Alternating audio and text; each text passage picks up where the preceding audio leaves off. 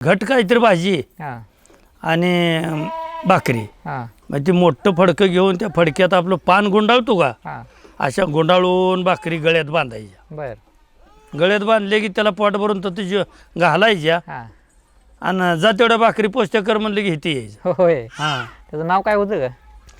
नाव त्याचं काय ते आम्ही आपलं त्याला बांड्याच म्हणतो तो. होय हां, बर शिकवलं कसं पहिल्यांदा त्याला भाकरी? काय नाही त्याला शिकवलं नाही काय नाही. एक दिवशी पोरं भाकरी घेऊन आली नाही ते, हां पाऊस पडत होता. बर मग भाकरी घेऊन आली नाही ते, मग आई लागली कावायला पोराशाला. हां बारकी पोरं हां दिवस मावळा गेला आणि येळभर मेंढर राखून आयला येऊन घरी उपाशी झोपायचा म्हणली. हां आणि तुम्ही भाकरी तेवढे पोच करा म्हणली. हां मग ती भ्याने ये नाही ती हां ये नाही झाल्यावर तू कुत्रं होतं तर दारात बसलं होतं. हां त्याला भाकरी गाठल्या पोट भरून हां आणि त्याच्या गळ्यात भाकरी बांधली. हां आहे ना. हां, हां भाकरी बांधल्यानं हाणून लावलं तर ती जाय ना घराभोवतीन तर तो घोटाळायला लागलं.